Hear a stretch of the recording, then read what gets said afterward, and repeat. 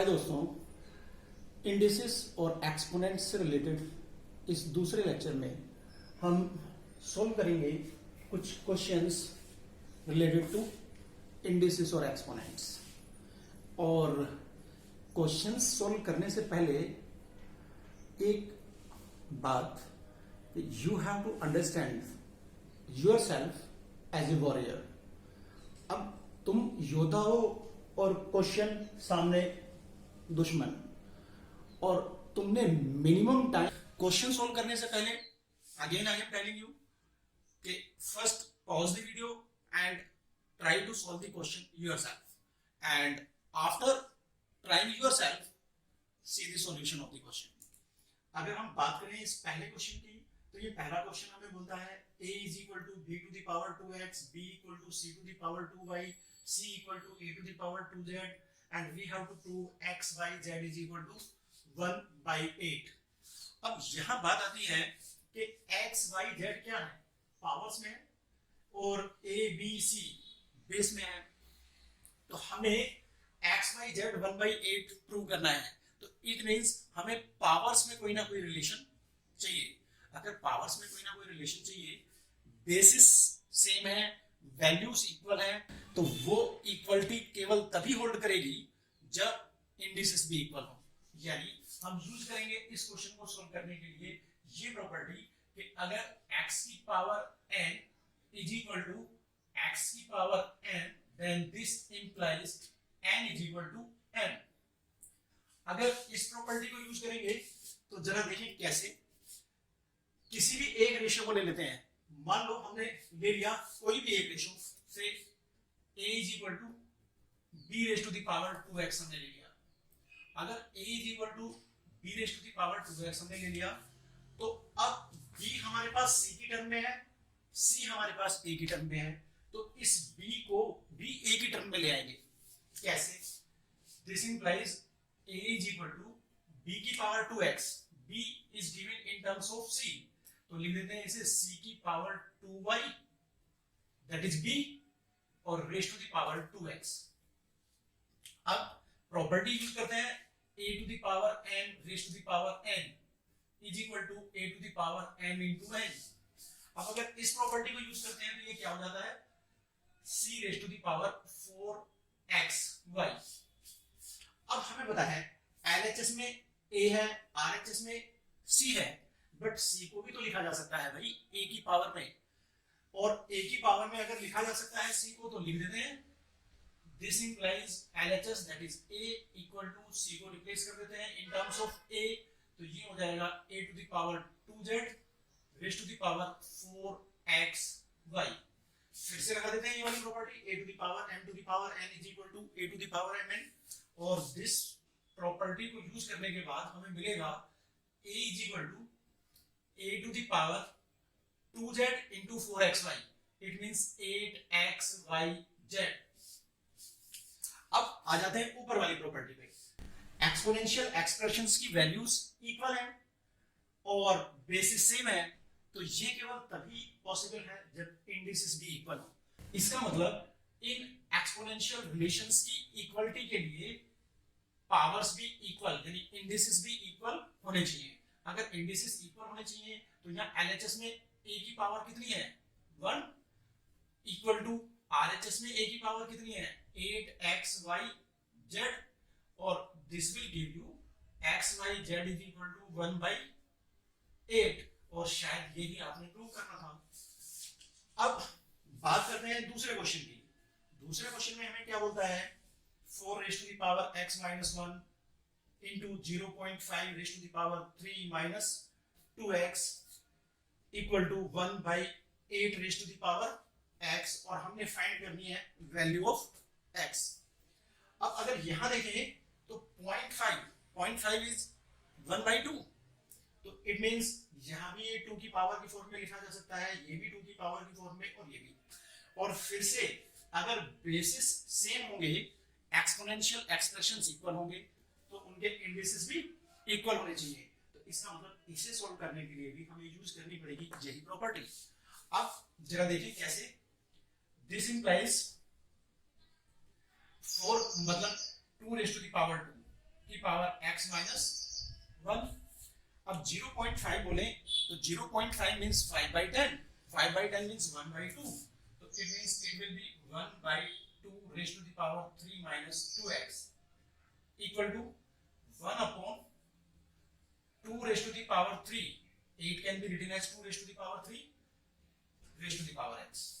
अब अगर हम बात करें तो यहाँ प्रॉपर्टी यूज करते हैं ये पहले वाली a to the power m to the power n, तो ये हो जाएगा 2 raised to the power 2 into x minus 1।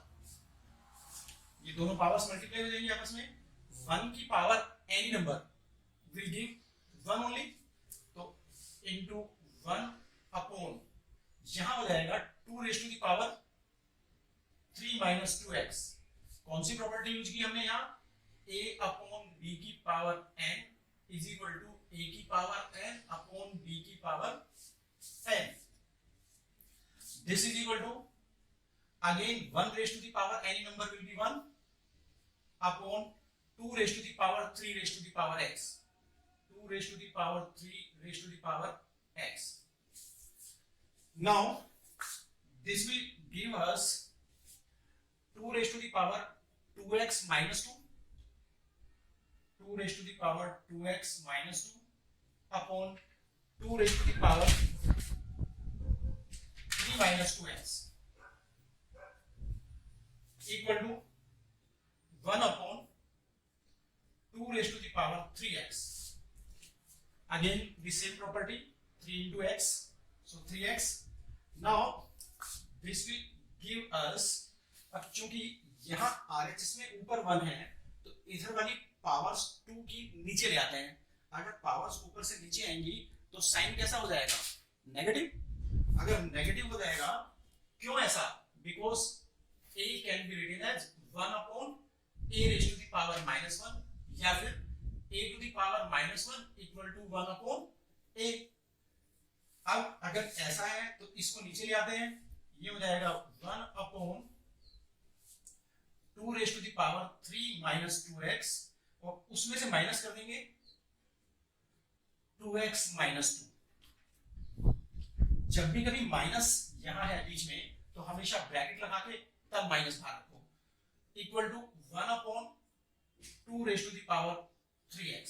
अब इसको क्रॉस मल्टीप्लाई कर देता हूं, क्रॉस मल्टीप्लाई कर देता हूं तो इट मींस ये मुझे देगा 2 raise to the power 3x is equal to 2 raise to the power 3 minus 2x and minus minus plus 2, और इसका मतलब 2 raise to the power 3x equal to 2 raise to the power 3 plus 2 5 minus 2x minus 4x, तो 5 minus 4x। अब use करते हैं इस property को, exponential expressions equal हैं, बेसिस भी इक्वल हैं, तो इसका मतलब तभी इक्वलिटी होल्ड करेगी जब इंडिसेस भी इक्वल हो। इट मींस हमें मिलेगा 3x is equal to 5 minus 4x and this will give us 7x equal to 5 या फिर x equal to 5/7 and it will be the answer to this question. Now we come to the next question. अब अगर इस question की बात करें तो इस क्वेश्चन में हमें दिया है a b c की वैल्यू 1 है, यानी product of a b and c is 1। अब हमें प्रूव करना है 1 upon 1 plus a plus b raised to the power minus 1, 1 upon 1 plus b plus c raised to the power minus 1 plus 1 upon 1 plus c plus a to the power minus 1 equal to 1। अगर इसको solve करना है तो इस question को solve करने के लिए हम मान लो ले लेते हैं इसकी LHS। LHS मतलब ये, अब इस LHS में क्या करते हैं, a b b c c a, पहले टर्म में a b है, दूसरे में b c है, तीसरी में c a है। कोई एक वेरिएबल a b c में से किसी एक वेरिएबल को एलिमिनेट कर देते हैं, यानी किसी एक वेरिएबल को बाकी दो वेरिएबल की टर्म में लिख देते हैं इस एक्सप्रेशन की हेल्प से। अब मान लो मैं a को एलिमिनेट करता हूं, बाकी तुम्हारी इच्छा है b को एलिमिनेट कर लो, c को एलिमिनेट कर लो, किसी एक को एलिमिनेट करना है तुम्हें। अगर मान लो मैं a को एलिमिनेट करता हूं तो a की वैल्यू यहां से क्या आ जाएगी, a is equal to 1 upon bc। तो अब a is equal to 1 upon bc मैं डाल दूंगा इस रिलेशन की LHS में। अगर LHS में a is equal to 1 upon bc डालूंगा तो क्या आएगा, 1 अपॉन 1 प्लस a हो गया 1 upon bc plus b to the power -1 मतलब 1 अपॉन b प्लस यहां अगर देखें तो यहां तो b और c अपने आप है तो कुछ नहीं करना है, 1 plus b plus 1 upon c, क्योंकि केवल एक वेरिएबल को a b c तीनों में से किसी एक को हमने एलिमिनेट करना है और हमने एलिमिनेट करने के लिए चूज किया था a। आप चूज कर सकते हैं b और c जो भी आप चाहें। 1 upon 1 plus c plus a minus 1। अब a माइनस 1 मतलब 1 upon bc raise to the power -1। अगर 1 upon bc raise to the power -1 हुआ तो इस माइनस पावर को प्लस बनाने का तरीका क्या है, रेसिप्रोकल कर दो। रेसिप्रोकल करने से पावर क्या हो जाएगी, प्लस। तो this will give us 1 upon, यहां एलसीएम लेंगे तो आएगा bc plus 1 plus c, because when we will divide bc by b we will get c और वो c मल्टीप्लाई हो जाएगा यहां 1 से तो c मिल जाएगा प्लस 1 अपॉन, यहां अगर देखें तो एलसीएम आएगा c प्लस bc प्लस 1। अब लास्ट टर्म में देखें तो लास्ट टर्म में 1 अपॉन 1 प्लस c प्लस और 1 अपॉन bc का रेसिप्रोकल करेंगे ताकि ये पावर नेगेटिव से पॉजिटिव हो जाए तो ये हो जाएगा bc। 1 upon bc reciprocal, bc ऊपर और नीचे, और दिस इज इक्वल टू, यहां डिनोमिनेटर आएगा न्यूमरेटर में, because if denominator is a fraction तो देन क्या करना है, मल्टीप्लाई कर देना है रिवर्स करके। तो it will B bc upon bc plus 1 plus c plus यहां c ऊपर bc प्लस 1 प्लस c, ऐसे लिख सकते हैं इसको भी, प्लस 1 अपॉन ये भी bc plus 1 plus c। Now we will get bc plus 1 plus c as LCM, क्योंकि तीनों में डिनोमिनेटर सेम है तो यही हो जाएगा एलसीएम, और ऊपर b किसी भी एक से डिवाइड करेंगे इसको तो 1 मिलेगा, 1 into bc is bc, 1 into c is c plus 1 and both being same, bc plus c plus 1 और bc plus 1 plus c both are same, so it will give us 1 और this was to be proved। अब यही prove करना था तो हो गया, hence proof this is equal to RHS you can write। अब हम बात करते हैं नेक्स्ट क्वेश्चन की। नेक्स्ट क्वेश्चन में हमें सॉल्व करना है इन दोनों इक्वेशंस को, और इन दोनों इक्वेशंस को सॉल्व करके वैल्यू निकालनी है x और y दोनों की। अब अगर x और y दोनों की वैल्यू निकालनी है तो क्या करना है, हमने यूज करना है इस प्रॉपर्टी को, यानी जो हमने यहाँ क्वेश्चन 2 में भी यूज की, इसको यूज करके इंडिसेस में रिलेशन निकाल लेना है। अब इंडिसेस में रिलेशन कैसे निकलेगा जरा देखो, अगर हम 0.5 बोले तो 0.5 इज 1/2 और 0.25 बोले तो 25/100, 25/100 मींस 1/4। तो ये 1/4 है, ये 1/2 है, तो it means both of these can be written in terms of powers of 2। अगर 2 की पावर की फॉर्म में इन्हें लिख सकते हैं तो अब ये क्या हो जाएगा फिर, 0.5 मतलब 1/2 raise to the power 3 plus x into 0.25 मतलब 1/4 raise to the power -3y equal to 1, और 0.25 मतलब क्या, 0.25/100, पॉइंट खत्म हो गया, और 25 4 जा 100, that's why I have written it 1/4। So अब ये क्या हुआ, 1 की power any number 1 upon 2 raise to the power 3 plus x multiplied by 1 raise to the power any number, लेकिन क्या करते हैं, पहले इस नेगेटिव पावर को पॉजिटिव बना देते हैं। कैसे? रिवर्ट करके। अब रिवर्ट करके मतलब रेसिप्रोकेट करके। 4/1 raise to the power 3y, reciprocal किया तो पावर नेगेटिव से पॉजिटिव हो गई, equal to 1। This implies 1/2 raise to the power 3 plus x into 4 को लिख देंगे 2 रेज़ टू द पावर 2। अब 2 रेज़ टू द पावर 2 की पावर 3y, तो क्या लिखा जा सकता है इसे, 2 की पावर 2 इंटू 3y। अब 2 की power 2 into 3y equal to 1। अब इन दोनों को देखिए, यहां भी 2 की पावर है, यहां भी 2 की पावर है, ये दोनों ही, अब यहां देखिए ये दोनों ही 2 की पावर्स की फॉर्म में है। अगर ये दोनों ही 2 की पावर्स की फॉर्म में है तो फिर क्या लिख सकते हैं हम इसको लिख देते हैं 2 raise to the power 6y, और ये पावर नीचे से जब ऊपर आएगी तो -3 प्लस एक्स, क्योंकि डिवीजन में पावर सब्ट्रैक्ट होती है, और इक्वल टू 1 है। 1 means any number raise to the power 0। अब एनी नंबर में हमें क्या बेस चाहिए, 2, तो हम इसे लिख सकते हैं 2 raise to the power 0।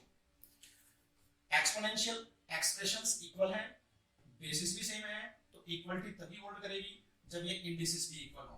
This implies 6y minus 3 minus x equal to 0। अब ये हमें देगा फर्स्ट रिलेशन, और वो फर्स्ट रिलेशन क्या होगा, 6y minus x is equal to 3। अब x और y में एक रिलेशन हमारे पास आ गया, लेकिन हमारे पास दो अननोन है x और y, तो कम से कम दो रिलेशन हमें चाहिए। तो दूसरा रिलेशन हमें कौन देगा, ये दूसरी इक्वेशन। अब इस दूसरी इक्वेशन में देखें तो 9 raise to the power y plus 2, 9 can be written as 3 raise to the power 2, तो 9 को 3 की पावर में लिखा जा सकता है, और यहाँ तो 3 है ही, तो इट मीन्स दोनों तरफ 3 की पावर्स ले आएंगे, और फिर basis same, exponential expressions equal, तो इंडिसेस भी इक्वल। फिर से लगा देंगे, it means from second relation हमें मिलेगा 3 रेज़ टू द पावर 2, 9 को लिख देंगे 3 रेज़ टू द पावर 2, और उसकी भी power y plus 2 equal to 3 raise to the power half, और उसकी भी पावर x प्लस 1। और इससे हमें क्या मिलेगा, 3 raise to the power 2 into y plus 2।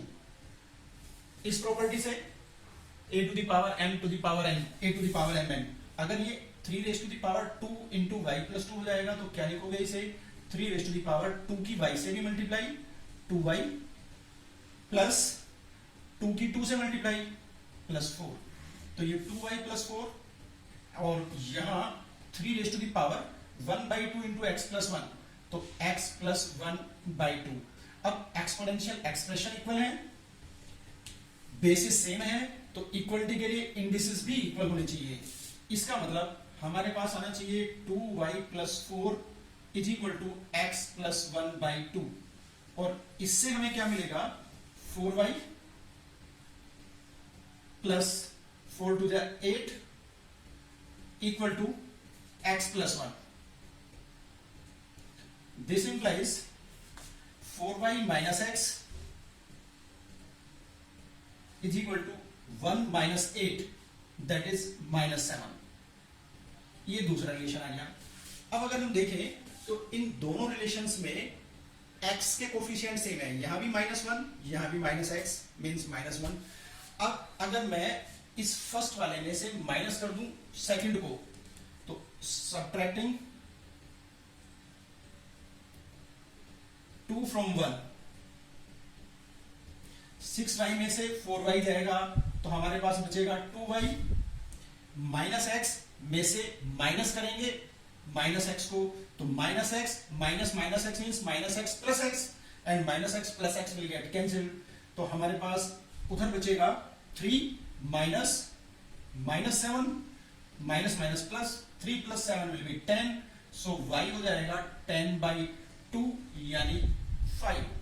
अगर y की वैल्यू हमारे पास 5 आ गई, तो अब क्या करेंगे, y की ये वैल्यू किसी भी एक इक्वेशन में डाल देंगे, और निकालेंगे वैल्यू ऑफ x। अगर हम मान लो सेकंड इक्वेशन से डालें तो सेकंड इक्वेशन पे from 2 x is equal to x को उठा के उधर ले आते हैं, 7 को उठा के उधर ले आते हैं, लेकिन लिख पहले x को देते हैं, क्योंकि अगर दो चीजें इक्वल हैं तो चाहे LHS पहले लिख दो चाहे RHS पहले लिख दो, कोई फर्क नहीं पड़ेगा। तो x उधर ले गए, प्लस x हो गया, लिख पहले दिया, 7 को इधर उठा गए तो -7 इधर आके +7 हो गया, तो 4y + 7। अब 4 इंटू वाई वॉज 5 + 7, और इसका मतलब x तुम्हारे पास आ गया 4 5 जा 20 + 7 दैट इज 27। तो x की वैल्यू 27 होगी और y की वैल्यू 5 होगी।